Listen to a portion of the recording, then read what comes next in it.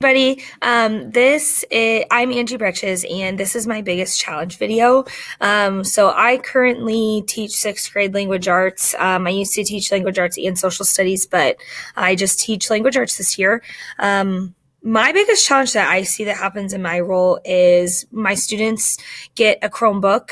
They get to take it home, they get to use it in class, and they are so obsessed with playing games on it and socializing with each other with it, like with chat and emails and stuff, that it takes away from their learning. They are so focused on every bit of free time they have just getting their Chromebook out and playing a game on it. For me personally, like the place that I teach in, this is not just another piece of technology for them. A lot of them do not have phones. A lot of them do not have iPads. A lot of them don't even have Xboxes, or DVD players at home. So this is their like one big thing, their big technology piece that is so important to them. And so I see why they are so obsessed with the social piece and the gaming piece, because finally they are able to do the things that their peers are doing or things that they see online.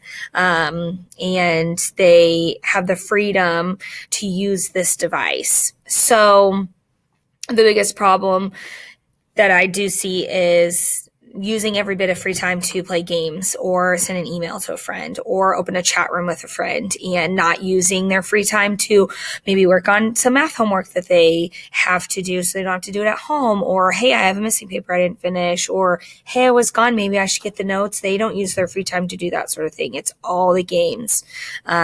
We try really hard to teach them, responsibility. There are consequences if a teacher catches them, but I feel like every time I turn my back, they like open a tab, and by the time I'm back to them, they close it really fast. So they're really sneaky about it. That's something that we struggle with a lot. It's really hard because my school doesn't have a program where I can lock them in their screen, which means that I can just pause the tab that they're in and they can't click out of it. We used to have something like that and it was amazing, but they got rid of it, wanting to maybe look into a different program, and then just didn't. So I know there are programs out there that could help solve the problem and get them out of the habit. I think that this problem mostly focuses on students, but I also think it's a teacher problem, and I'll kind of go through that also. But it mostly focuses on students because they are the ones who have the problem. They are the ones who are using all of their free time, not for work or anything, but for their gaming and socializing piece. So, something that I think that we could do, a solution, I think that teachers are really good about wanting to reward students when they do a great job, and I'm all for that. The only problem I see is when students are done with homework, I don't necessarily agree with them being able to play a game.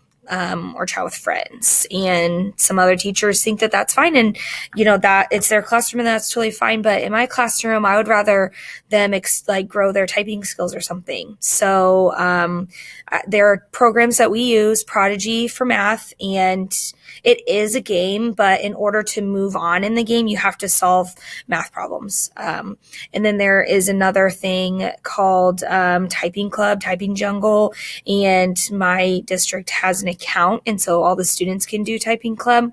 And I've started having my students during free time only allowed, if they're done with all their missing work and homework, do Prodigy or Typing Jungle, because I believe that they should be able to, while they're in school, be growing the skills that they're doing in school. So I just don't necessarily agree with playing the games where the students are riding the motorcycle off the hill and trying to do flips and stuff. I just don't think it's a good use of their time. So, that's one solution that we as teachers can do. It's a really small one.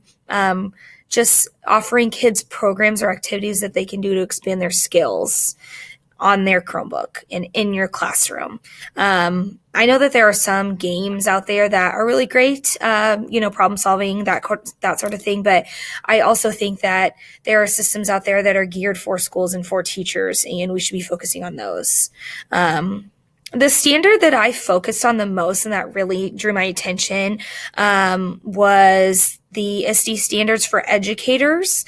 And personally, it was the 6A. And 6A reads that you should foster a culture where students take ownership for their learning goals and outcome in independent settings and group settings. I believe that from the get-go, we need to be teaching the students that this is a tool for their learning and for the classroom. And I think we should be teaching them all of the things that we're going to be doing with the Chromebook. And we should be focusing on that part of the piece.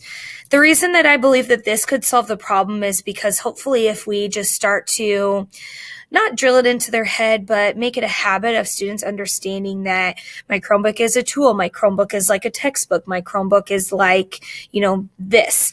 It's a pencil. I need it. Then maybe we can foster this culture where the students are thinking of their Chromebook as, I need this to finish my missing work, and not, I need this to email my friend.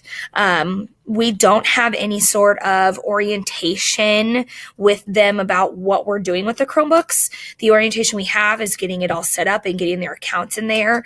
But from then on, we're just like, go, it's up to the teachers to teach, what's going on. But I really believe that, our tech guys should be in there, our principals should be in there, the teachers should be in there, and we need to come up with some sort of program to get them, one, excited about having their own device because it is awesome and we're super lucky to have these, but also two, they really need to understand that this is like a textbook. This is like paper. This is, a creative piece that they can use in the classroom. And it's not a free system for them to game or a free system for them to socialize and chat with their friends. So that's just something that I struggle with the most, because when I see my list of missing papers growing and I know it's my kids that every time I turn my back, they are on some sort of game, it's frustrating.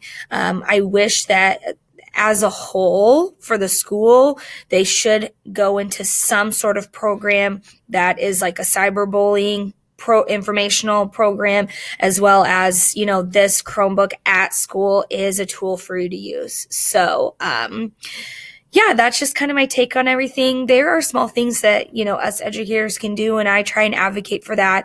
And I try and do it best I can in my own classroom. So I hopefully am creating good habits in my room. But overall, I've had so much fun with all of you, and I'm really excited to listen to more of your videos, and I hope you have a great break.